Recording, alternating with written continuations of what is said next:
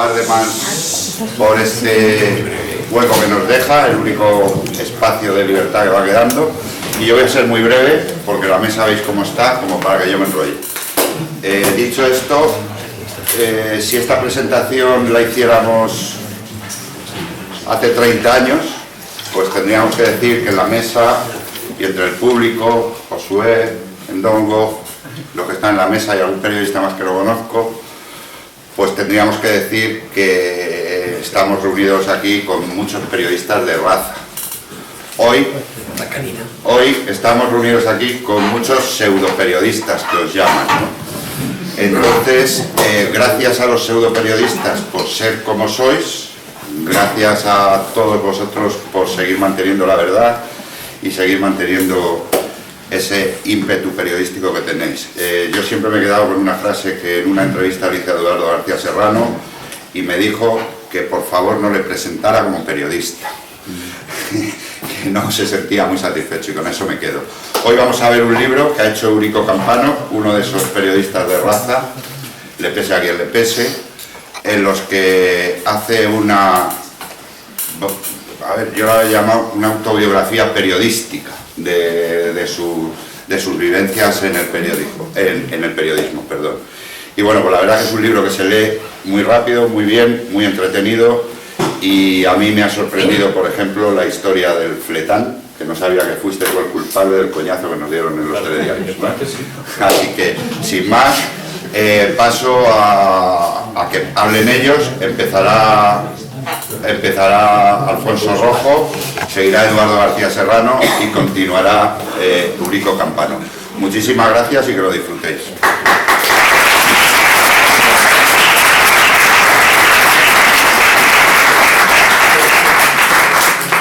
Bueno, como todos ustedes saben, ser periodista siempre ha sido mejor que trabajar. O sea, peor sería tener que trabajar para ganarse la vida. Dicho esto, en plena guerra de Cuba, casi al final, en 1898, el presidente McKinley se encontraba con un dilema. Tenía que mandar un mensaje a un jefe insurrecto, a un jefe rebelde en Cuba. Un insurrecto anti-español, le tenía que mandar un mensaje. Y no sabían dónde estaba, perdido en un rincón de la isla. ¿Y a quién recurrió? Él mandó que le mandasen el mejor que tuvieran allí. Entonces le presentó un tipo, se cuadra, tal Rowan. Y este Rowan le escucha y hay que llevar este mensaje a García. Rowan ni pestañea, coge el papel, lo mete en una bolsita de hule, que después se cose dentro en los calzoncillos, y sale en dirección a Cuba. No sé cómo hace la travesía, desembarca en una playa, sube por las montañas, atraviesa las selvas sin GPS, ni WhatsApp, ni nada, porque no había en la época, ya lo sabían ustedes, y da con el tal García, se vuelve a cuadrar, abre la bolsa de hule, se la saca, le da el mensaje y vuelve. Entonces, meses después, en Estados Unidos, en The Philistine, que era un periódico entonces bastante progresista, Elmer Hubbard, pues escribe un artículo titulado Un mensaje a García. Ha quedado la frase, como saben ustedes, los que tengan cierta edad, ha quedado en el español como llevar un mensaje a García, pero muchas veces la gente no sabe lo que es. Y presenta a este Rowan como el gran héroe de la guerra anti-española en Cuba. Subraya que dice que el tal Rowan no perdió el tiempo preguntando dónde está García, qué aspecto tiene García, y ese tipo de cosas que ocurren. Y quien haya estado en una empresa o en un grupo político, empresarial, literario, un grupo de gente superior a las 10 personas, sabe que lo habitual cuando el jefe le dice a alguien que haga algo es ¿y por qué no se lo dices a otro? ¿Puedo hacerlo mañana? ¿Cuándo lo tengo que entregar? ¿Es urgente? Y cosas parecidas. Y eso lo sabemos todos los que hemos tenido equipos o empresas. La mayoría no sabe ni concentrarse en una tarea y hacerla bien. Los ayudantes suelen trabajar poco, a medio gas, y no es raro toparse con negligentes, con despistados de campeonato, con indiferentes.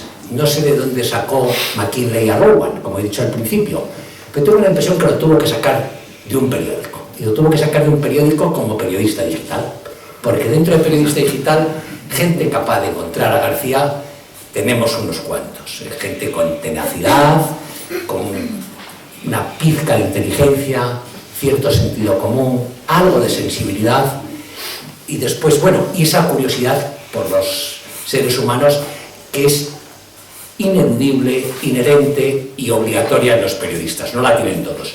Pues de todos los que tenemos en Periodista Digital, y tengo a casi 20, en los primeros puestos de la lista está Eurico Campano, de los primeros puestos.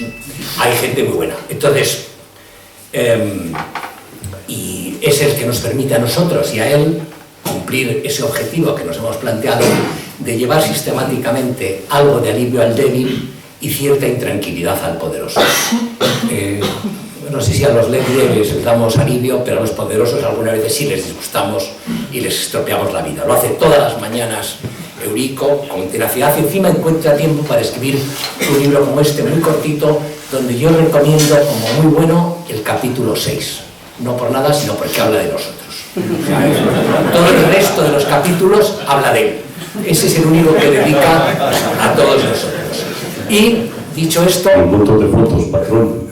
Y dicho esto, pues Eurico, ver, oír y contarlo, y vean el libro. Y fíjense en el capítulo 6. Para mí ha sido un placer hacer de introductor con un hombre capaz de llevar un mensaje. Esperemos que no sea García, que en esta ocasión sea a Sánchez. Gracias.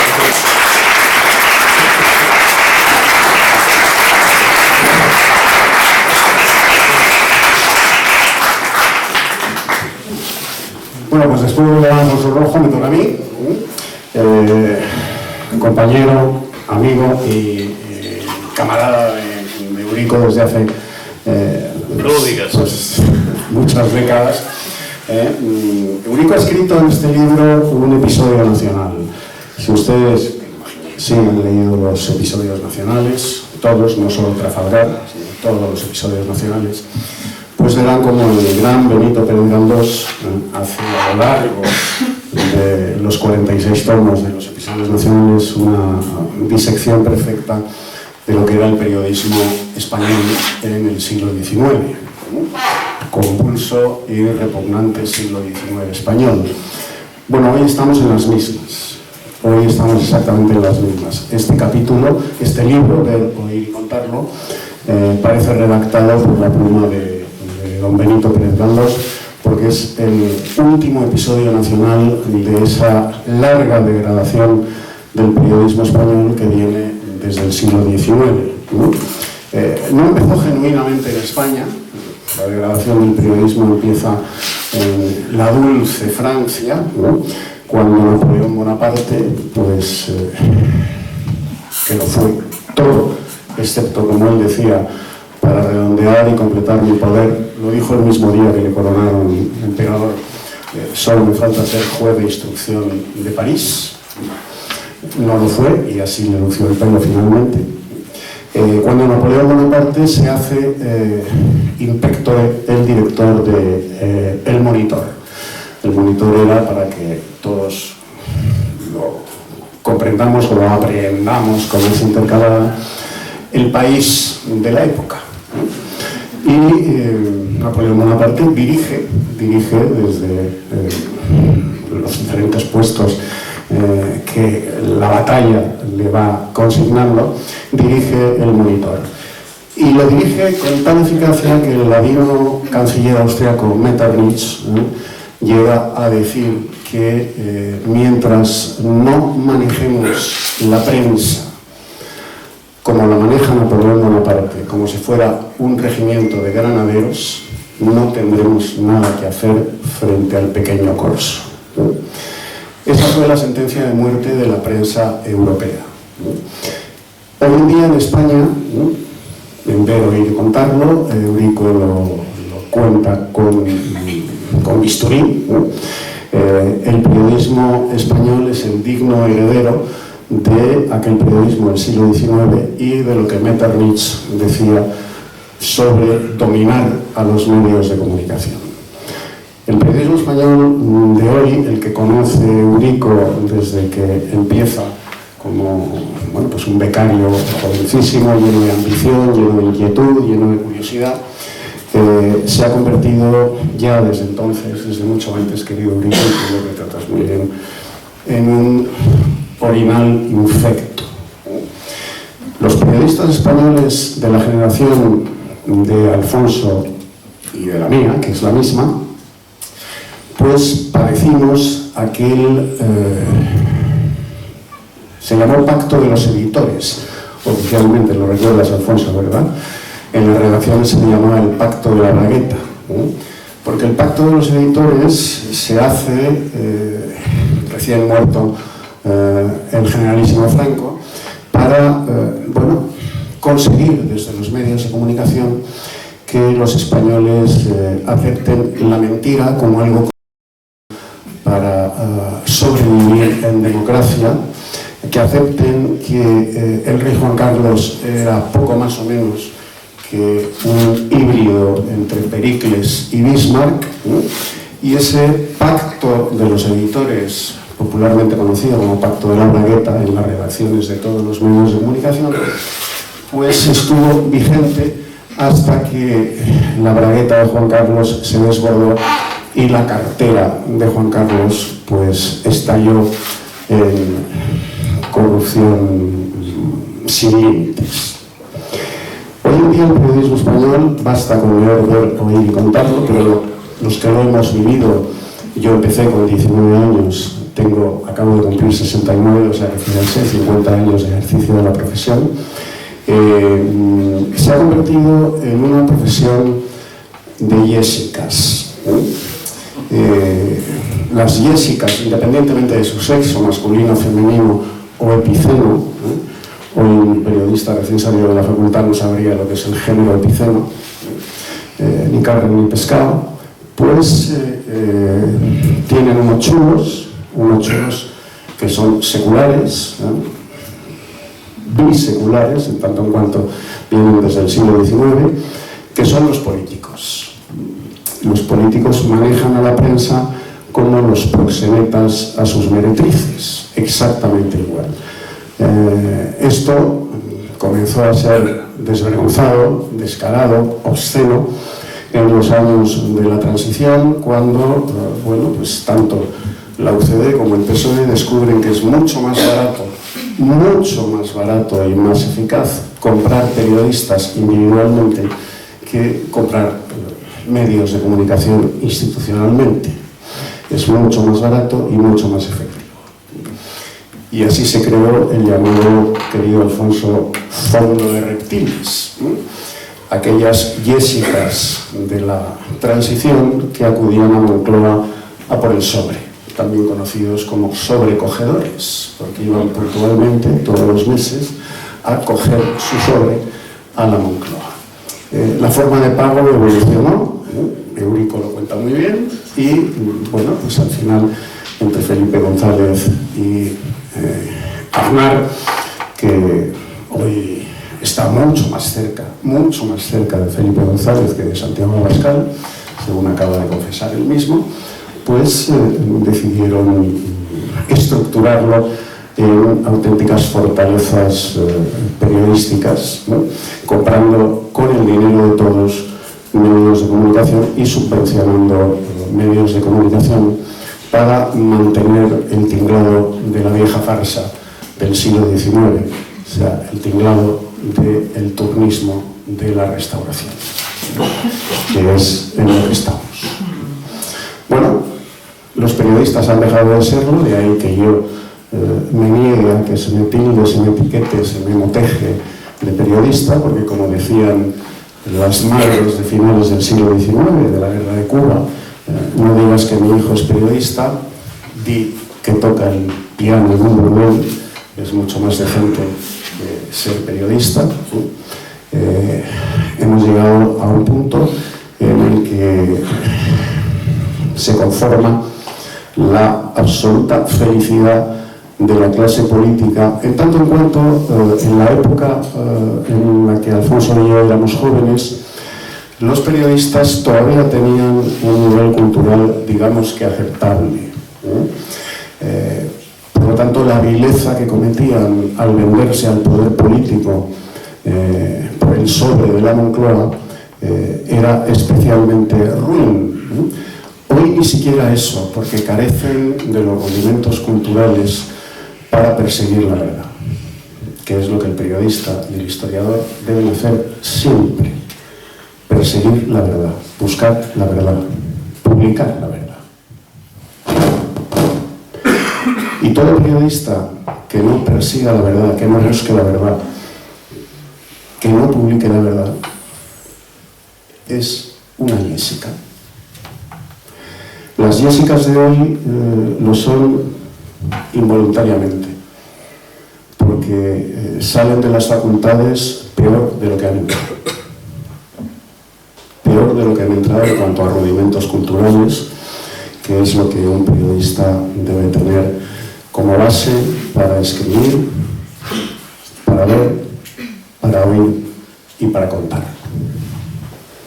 Y cuando se adolece de esto, pues se es víctima propiciatoria para que el ábalos de turno, o sea, el proxeneta del periodismo, que es siempre el político, los políticos, son los chulos de las Jessicas del periodismo, pues hagan con esas Jessicas lo que les place.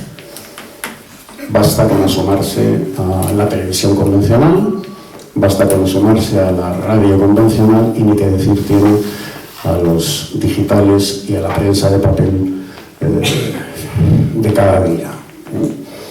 Pero bueno, ni siquiera se dan cuenta porque han crecido en la mentira, han sido educados en la mentira y han sido domesticados en la mentira. Son absolutamente irrecuperables. Solo quedan unos cuantos medios de comunicación, Periodista Digital encabezando ese reducidísimo grupo de medios de comunicación que sí buscan la verdad, persiguen la verdad para verla, oírla y contarla. Y todo lo demás es prosa de Jessicas. Nada más. Enhorabuena, Eurico, has escrito un magnífico libro que a mí me ha conmovido en lo profesional y en lo personal. Somos amigos.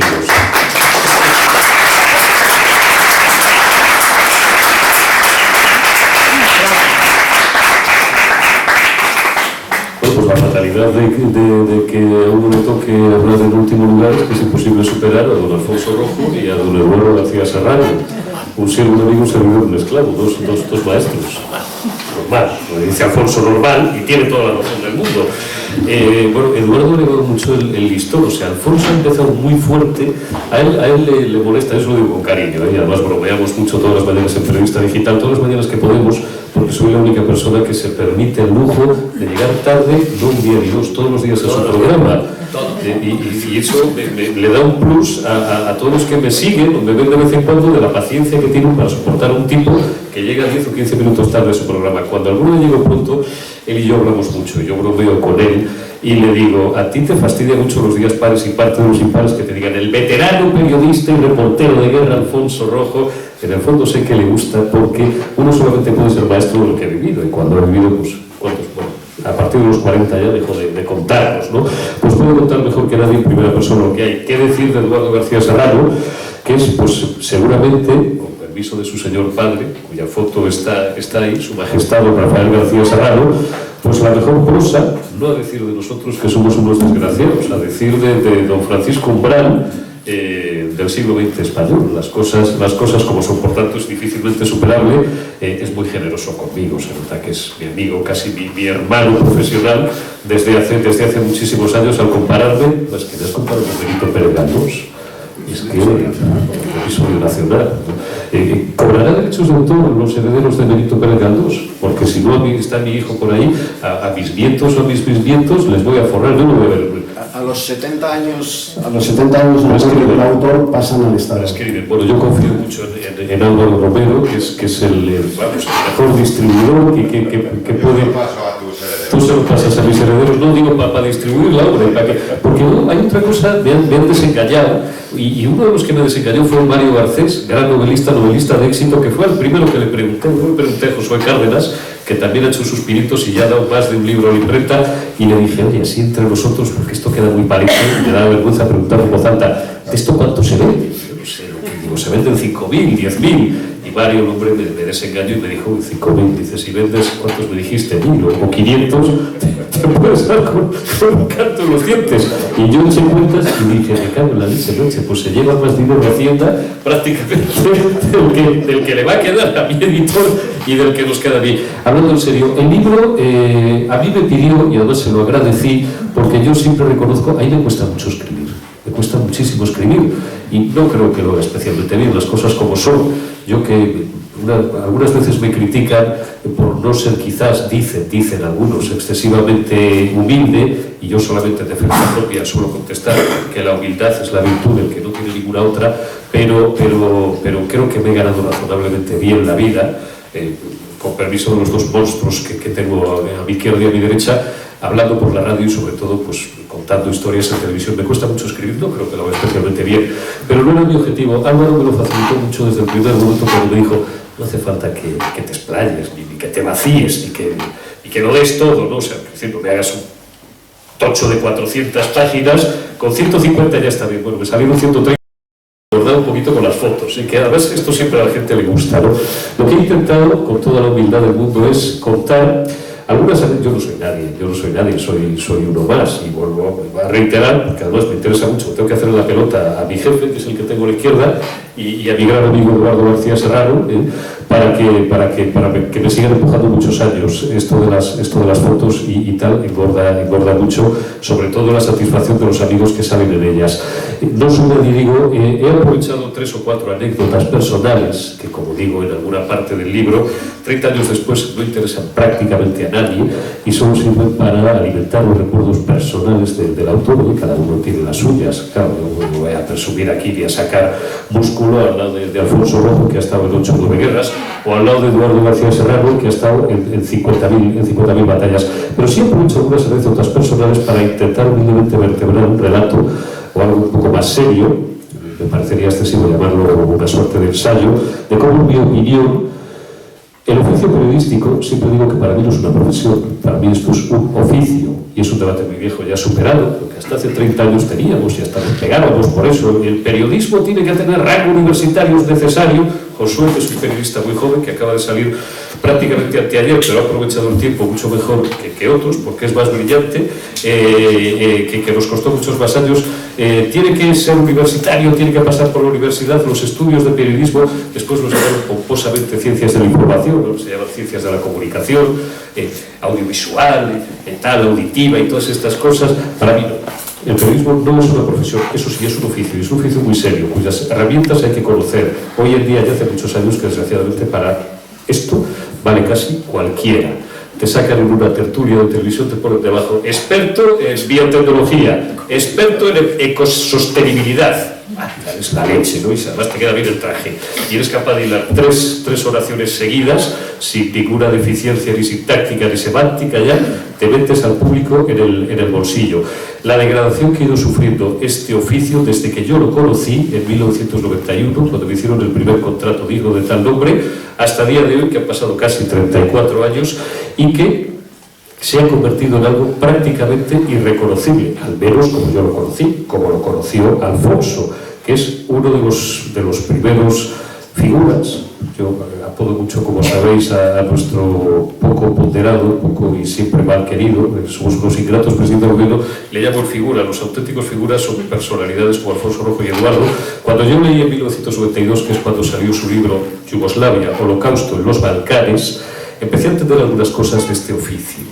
Y empecé a amar el oficio periodístico y empecé a valorar a unos tipos que se jugaban la vida, pues eso, por ir allí, luego ir y contarlo y a ser posible ser los primeros, es decir, llegar antes que nadie, ¿no?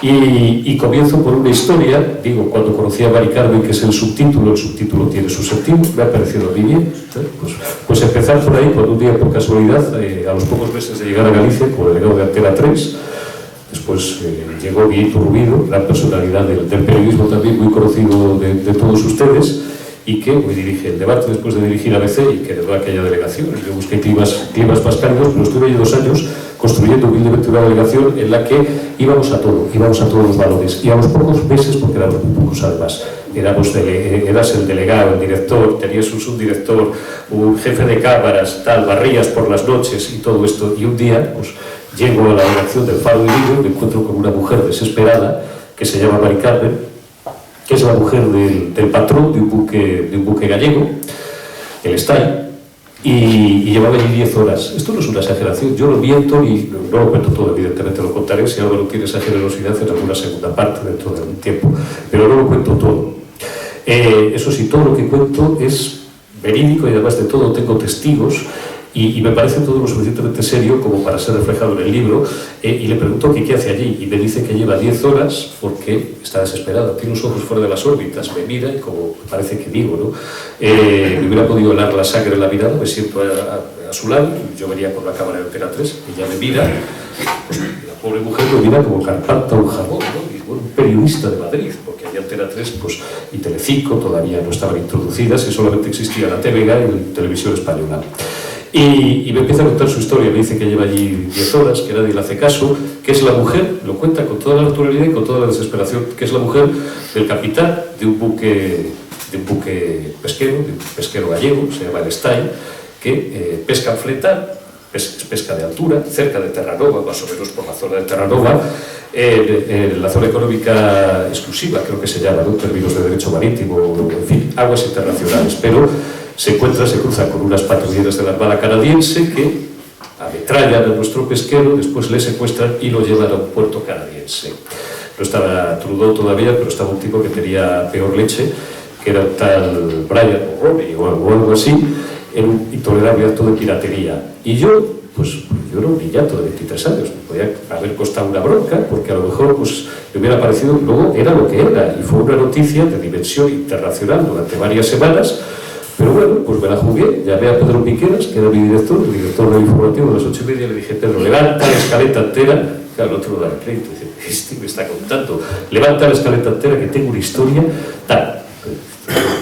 Tú te has fumado algo que te ha sentado mal o no te has tomado la medicación esta mañana, y tengo una historia que es apertura y pasa esto. Creyó en mí, efectivamente hicimos un directo aquella misma noche. Llevaba 2 días, hoy en día esto parecería mentira y sería casi increíble con las redes sociales y todo el aparataje que tenemos hoy en día, que en 1994 todavía no existía, ¿no? Pero ningún medio de comunicación nacional increíblemente había informado sobre el asunto, internacional tampoco, ¿no? Y en la prensa local ya veis cómo los trataban, pues estarían allí picando notas del Ayuntamiento de Vigo, con todos los respetos, deseando que llegaran las 8 para alargarse y para echar a aquella pobre mujer de la antesala de la redacción. No la habían dejado ni entrar en la redacción. Esa misma noche, y al día siguiente a primera hora, toda España y el mundo entero supo que había un buque español, cuando todavía no éramos una potencia media, que había sido secuestrado por unas patrulleras de la Armada canadiense, conocido un puerto canadiense, con 30 marineros españoles a bordo, en un acto de piratería, como luego se demostró, completamente ilegal. Inmediatamente al día siguiente, era cuando todavía los medios de comunicación conseguíamos estas cosas, pues se puso a realizar las gestiones oportunas para resolver aquella situación, que un mes después se resolvió. Lo cuento, el buque Stay entra en el puerto de Vigo de forma triunfal, uno de los puertos mayores de Europa, y podía haber, hay imágenes de archivo, las pueden ustedes buscar, pues a lo mejor casi 100.000 gallegos, 100.000 españoles, esperando a aquellos marineros que no fueron maltratados, pero que se sintieron marionetas de un juego diplomático y de un incidente que luego tenía un recorrido y un trasfondo pues bastante más intricado y más oscuro, cuyas reglas se les excedían y que bueno, pues se había visto en esa situación. Eso me hizo aprender por primera vez, la mera casualidad. Yo podía no haberme encontrado nunca con Mari Carmen. Doy aquí solamente su nombre completo, nunca he vuelto a tener contacto con ellos, y me acordé cuando descubrí una carta de agradecimiento que me escribió 1 año y medio después a mi nueva dirección, a Las Palmas de Gran Canaria, donde con una letra extraordinaria, ahí hay alguna imagen de la carta, me agradecía de una forma muy entrañable, que casi me hizo llorar, en una carta, y descubrí aquella carta 25 años después, ¿no? Y recordé todo aquello que había olvidado. Nunca volví a ver a Mari Carmen Fernández Costas ni aquellos hombres, pero me acordé de la lección principal. Las personales olvidan, las profesionales las voy contando en el libro, pero la principal fue que este oficio que yo había elegido solamente valía o tenía sentido. Esto puede parecer, en fin, una frase que has preparado para un libro, para una intervención, es real, yo lo sentí así. Me pareció que el periodismo solo tenía sentido si valía para contarle al poder, en términos en sentido amplio, lo que le pasa a la gente, y no contarle a la gente lo bien que vive el poder, lo maravilloso que es el poder, lo guay que es el poder, cosa que hoy en día fomentan mucho las redes sociales, y hacer propaganda del poder, como dicen, y estas frases ya no son mías, y se han convertido en tópicos y a lo mejor demasiado válidos. Pues el periodismo es desvelar, quitar el velo, contar lo que el poder no quiere que se sepa, porque otra cosa es propaganda, no es periodismo, que es hoy algo que se estila mucho. A partir de ahí, cuento también como, bueno, pues conocí a Ramón San Pedro, también está acreditado, tengo un gran testigo, que es un buen amigo nuestro y compañero que lo ha sido Carlos García Hitchfield, que en aquella época trabajaba en Antena 3 y formaba parte del equipo de Jesús Hermida, mi siempre llorado maestro Emilio Lavandeira, que falleció hace algunos años, gracias a Dios ya con muchísimos años, casi 90 años, y su hijo, que es el jefe de fotografía de la agencia EFE en Galicia, que son los primeros que me conducen un día, una tarde oscura, por un camino endiablado. Tardamos 2 horas desde Santiago hasta llegar al monte y 3 horas hasta llegar a casa de este hombre, que era Ramón San Pedro, un tetrapléjico gallego, primavera, pero muy oscura, final de invierno, primavera también, de 1924, del que nadie había oído hablar jamás, pero no ya en España, fuera de Galicia, ni en Galicia. Nadie conocía la peripecia de Ramón San Pedro, que era un tipo de 25 años, deportista, nadador extraordinario, marinero, recurtido por la mar, que todas las mañanas entre 2 luces se levantaba y lo primero que hacía era pegarse un chapuzón y dar unas brazadas. Y un día se golpeó con la cabeza entre las rocas y ha intervenido para Ramón San Pedro la vida que merecía la pena ser vivida, porque se quedó tetrapléjico, de cuello para abajo. Muchos años después, su caso fue muy conocido. Se hizo una película, en el libro explico muchas cosas, no os voy a aburrir ahora, porque en fin, yo quiero que compréis mi libro y que lo leáis. Efectivamente, que es una película extraordinaria que yo durante años me negué a ver y que retrata perfectamente la peripecia, porque no es que Javier Bardem, por el que tengo una opinión personal, que os podéis imaginar, pero que profesionalmente no es que sea un buen actor en esta película, es que yo estaba viendo a Ramón San Pedro, y yo fui el primer periodista que habló con Ramón San Pedro. Y Pedro Piqueras, una vez más, confió en mí, me dio un espacio informativo. Ni siquiera Jesús Hermida, un momento también, consiguió entrevistarle. Voy intentando vertebrar todo lo que yo entiendo que es lo que ha ido matando al periodismo en estos últimos 30 años. La falta de formación de las nuevas generaciones, a honrosas excepciones, y miro a Josué, porque es el que tengo delante, Laura, que es una querida compañera y amiga de OK Diario, veo por ahí a David, bueno, David ya es un veterano de mi edad, tú ya de jovencito tienes Omar, que está por ahí, mi realizador, y honrosas excepciones, que son gente tremendamente preparada y tremendamente libre. Se ha perdido una exigencia intelectual absolutamente necesaria para los periodistas, y eso pues, ha ido en detrimento de la calidad de esta profesión. Indro Montanelli, íntimo amigo de tu padre, de Rafael García Serrano, decía que los periodistas éramos tipos con un océano de cultura, ¿no? O, en fin, con una cultura oceánica de 1 centímetro de profundidad. Bueno, pues aún eso nos servía para poder escribir con una mínima dignidad de derecho, de economía, de deportes, de lo que fuera. Hoy en día ni eso. Hoy no hay océano, ni hay nada. Hay sequía y hay tierra prácticamente pues desértica debajo, ¿no? Y sobre todo por la sumisión al poder. Si me dejas que te meta una morcilla... Vénteme todas las que quieras y pregúntame, porque si no puedo estar 2 horas hablando. Vénteme al contrato. El conocimiento oceánico de 1 centímetro de profundidad, te he dicho que hoy ni eso. Hace 3 años, una periodista muy guapa, pues confundió en un aniversario redondo a don Miguel Primo de Rivera con su hijo José Antonio.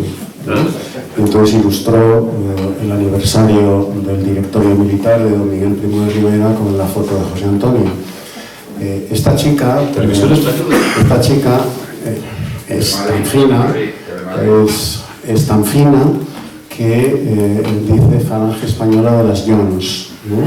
Porque como está educada en la cultura anglosajona, la brava J española no solo la danza, sino la letra del alfabeto, pues la pronuncia en inglés, Jones, ¿no? O sea que cuando a mí me lo dijo, dije, collons, en catalán, ¿no? Bueno, pues después de que yo la recombinase amablemente, porque yo ante una mujer guapa me derrito siempre, aunque sea analfabeta. Ten cuidado que esto lo van a ver por ahí, te va a caer mito de odio. Bueno, pues me llama, ¿no?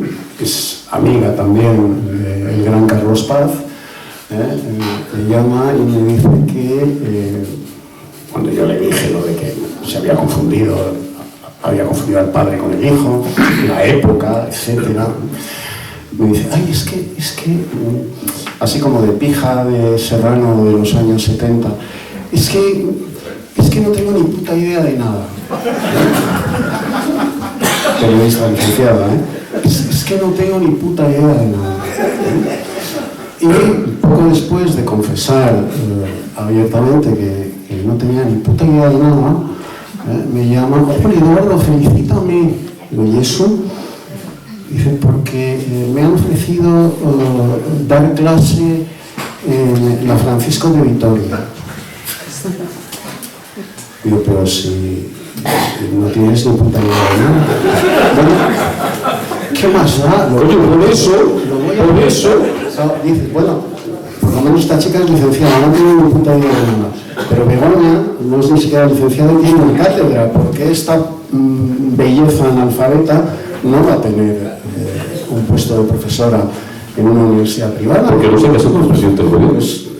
Joder. El gran Íñigo Montanelli, periodista fascista en primer término, que vino como corresponsal a cubrir la guerra de España, que es donde se hace íntimo amigo de mi padre, pues hoy no le daría ni un centímetro de profundidad al periodismo español, evidentemente. Y Andrés Gela, que fue también un gran amigo de tu padre, tampoco.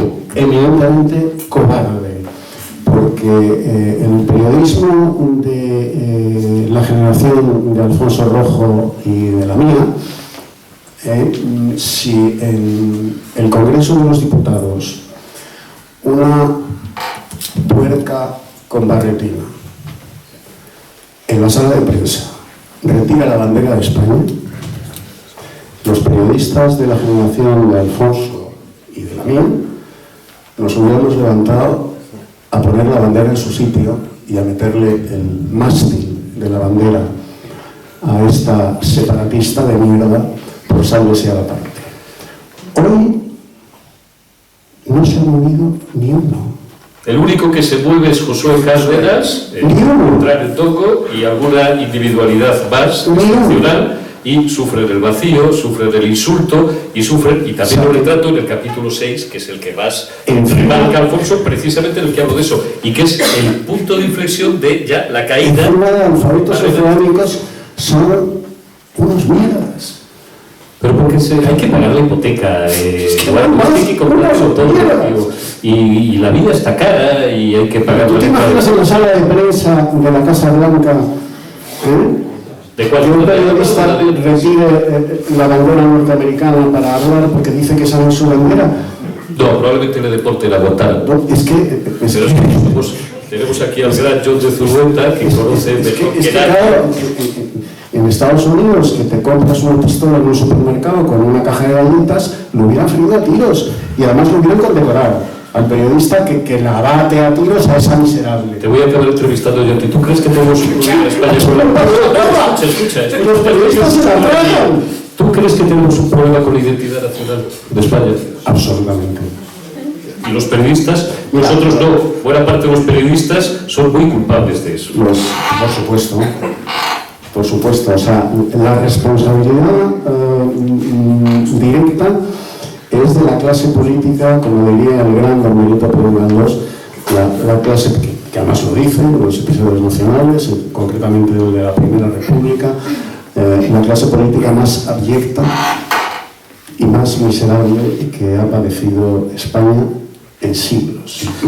Pero el periodismo español es tan responsable como esa clase política. Y no nos olvidemos a la tercera parte, el mundo académico.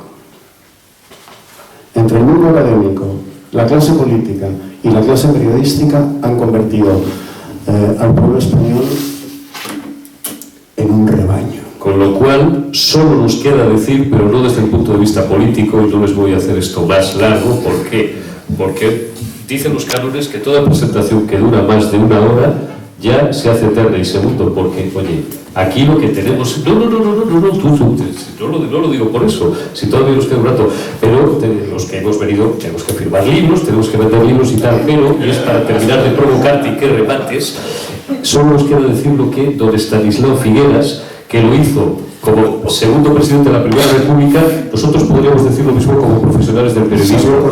Huir a París, que llegaron Emilio Castelar y el otro, y ya no llegaron a tiempo, porque ya había cogido el tren en la estación de Francia, o no sé dónde, no sé si salió de Barcelona o de dónde, después de dejar un telegrama y decir, estoy hasta los cojones de todos nosotros, ser presidente de la Primera República Española. Pues eso podríamos decir, podría decir Alfonso Rojo, que podría estar viviendo pues bien, después de haber trabajado durante décadas, y sin embargo sigue jugándose el bigote y jugándose su dinero, porque además de director, es editor y es empresario. Uno de los mayores cánceres, que esto hablaremos en otro libro, de la mayoría de los periodistas, es sufrir a editores y a propietarios de medios que no lo son, pero que se creen que son periodistas. No es el caso de Alfonso Rojo, que es el mejor editor y el mejor jefe que se puede tener, Eduardo García Serrano, un servidor, o Josué, y decir, dejamos este oficio porque estamos hasta los cojones de todos nosotros y nos dedicamos, pues no sé, a tocar el piano. Pero se pasa bien, se pasa muy bien, y parad ya porque vais a porque vamos a abrir las orejas. Gracias.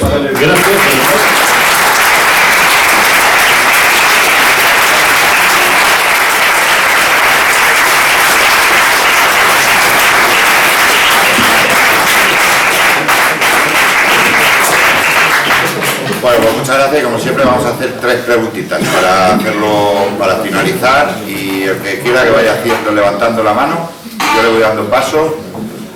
3 preguntas por barba. No jodas. No, va a ser para ti. 3 preguntas en total. Venga, venga, Josué, di algo. Josué, coño, que tenemos dicho todo, público y privado, lo que quieras. No, que pregunten. Yo tengo, ¿se me oye bien? Sí. Perfectamente. Mi pregunta es, ¿cómo veis vosotros ahora mismo el panorama político español, pero desde la derecha, con todos estos nuevos aires que están viniendo en el mundo, que son más de una corriente liberal, incluso libertaria, o bueno, por lo menos contra las subidas de impuestos, de una forma clara, o contra la sobrelegislación, ¿no? ¿Cómo veis a la derecha española? ¿Veis que son representantes de eso? ¿Veis algún líder que pueda llamaros la atención respecto a estas líneas? ¿O veis que se va a gestar una nueva alternativa que vaya un poco conforme a esos cambios? Bueno, te podría contestar con mucho más fundamento, Eduardo, Alfonso, por supuesto. Yo soy muy fan de Milei, porque yo cada día, claro, por ahí levantan la mano, porque cada día tengo más para mí, y sé que aquí muchos de los presentes no van a estar de acuerdo conmigo, en que el Estado, hombre, voy a ser moderado en el lenguaje, me critica mucho y no sé por qué, que quizás a veces abuso de determinadas aristas de los programas que hago por las mañanas, y que hago un uso quizás un poco libérrimo del lenguaje, prometo moderarme, y recurrir menos al diccionario prohibido de don Camilo José Cela.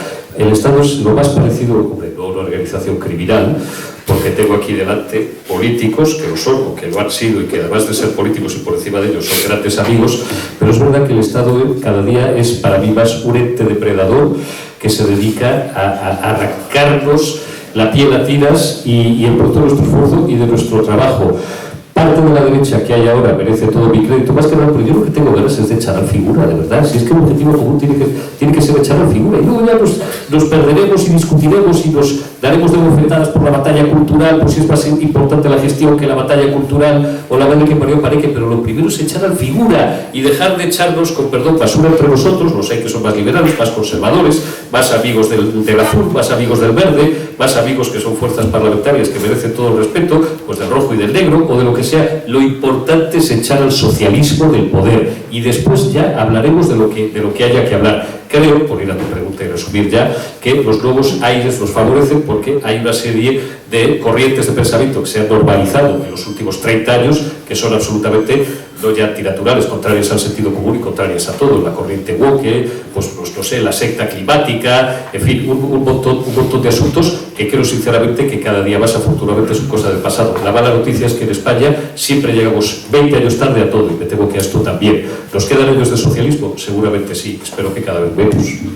Siguiente que quiere preguntar. No, solo una pequeña cosa. A todos nos gustaría, nos encantaría topar con un líder político que tuviera el patriotismo de Gaulle, el savoir-faire que tenía Adenauer, el encanto, el sex appeal de Kennedy y a lo mejor el talento teatral para la política de Reagan y la tenacidad de Golda Meir.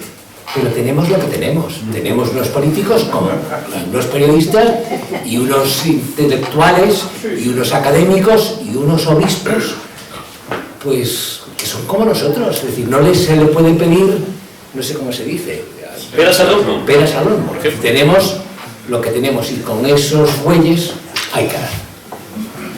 Digo yo. Así es. Ahí tenemos otra segunda pregunta. Eduardo, danos un total. Que vas a contestar esto, sí.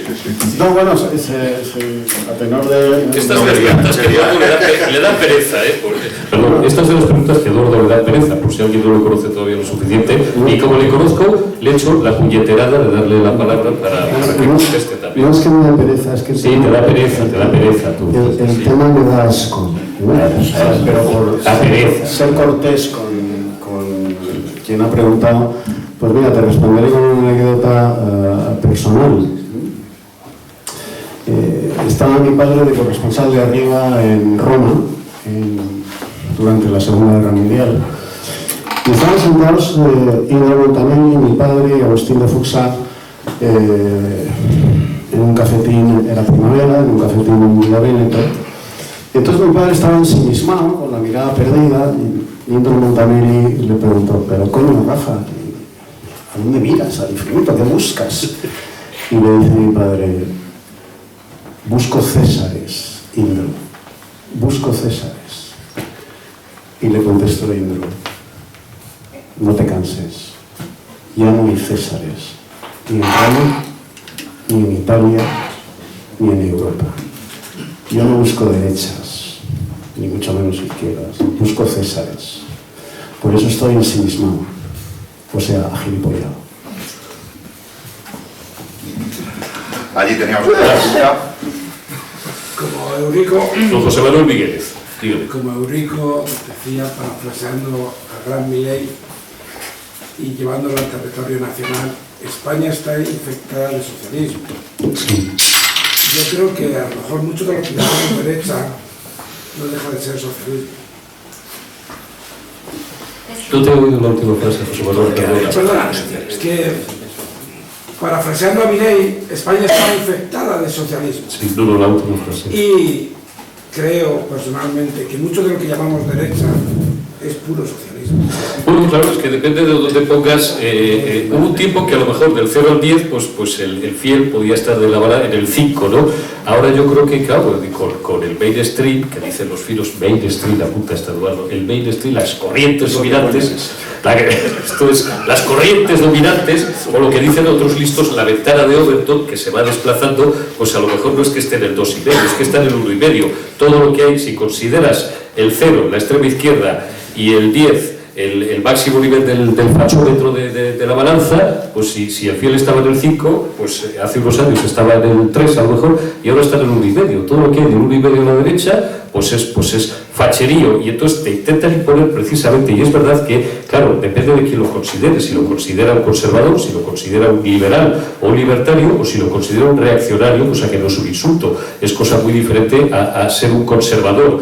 Yo lo que creo, es decir, yo creo que España sí necesita. Ayer me preguntaba Rodrigo Villardo, que en una entrevista que, bueno, gracias a Eduardo y a Luis Valcarce, pues ha tenido la gentileza de publicarme y en algún otro medio, que si pensaba que el régimen del 78 está muerto, que España está acabada, o que la democracia española está acabada. Hombre, yo quiero pensar que no, ni mucho menos, pero que esté una urgente pasada por la vía de cuidados intensivos, sin ninguna duda. Y lo que sí pienso, yendo a mi pensamiento político, y no sé si con esto te voy a contestar, y cada día soy un mayor convencido, y eso es lo más antisocialista que vas a escuchar, y ahí sé, porque nos conocemos desde hace muchos años, sé que vas a estar conmigo de acuerdo al 100%, es que las necesidades son, mejor dicho, perdón, que la frase es de Milei, no es mía.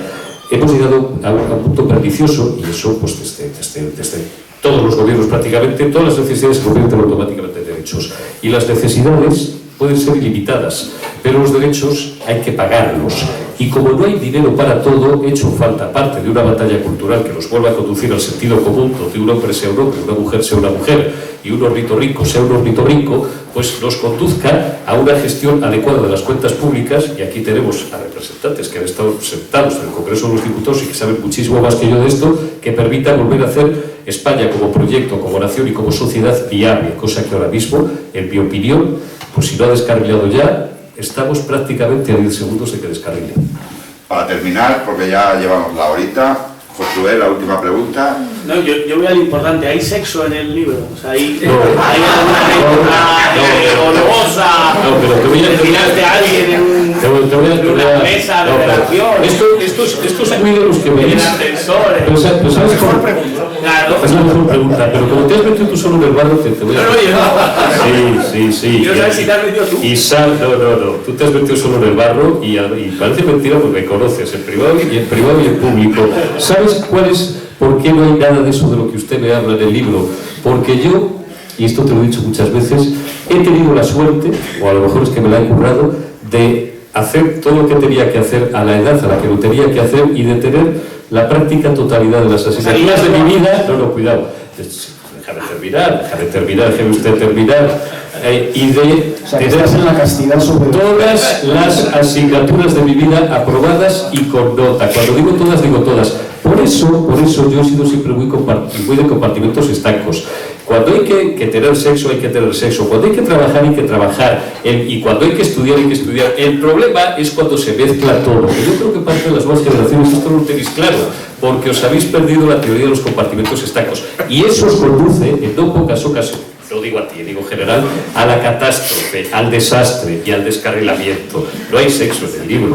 A lo mejor escribo una novela erótica algún día. Tú tienes un libro de poesía, como González Pons. Tú tienes un libro de poesías. A mí me gustaría tener talento para la poesía. La pregunta del periodista. Contéstelo del ornitorrinco. ¿El ornitorrinco? ¿Fue o no fue? Yo, hay mañanas, Víctor, joder, una mañana, y ahora se empezó un caparazo así, me cayó la del pulpo. Porque, claro, la gente que te ve es gente devota de vuestra secta y tal, ¿no? Pero hay gente que te dice, oye, joder, pues no dejes de insultar a los socialistas y tal, ¿no? Dije, una cosa que digo yo mucho en privado, llego, y hay gente que se ríe conmigo, gente que está hasta las narices, porque le parecen siempre mis chistes zafios, o recurrentes o pesados. Me he levantado y me he autopercibido ornitorrinco hoy. Una mañana que hice un caparazo diciendo, hoy me levanto y me he autopercibido socialista. No sé si necesito medicación o tengo algún problema. Y bueno, si hay alguien que se considere insultado, pero bueno, ¿qué le vamos a hacer? Entonces, bueno, pues damos por terminado y si queréis eso, luego Josué. Si queréis eso, dentro de la fachosfera, que también algo cuesta. Ahora Eurico va a firmar todos los libros que queráis. Yo he traído 3 bolígrafos por si se te gasta. Venga, muchas gracias.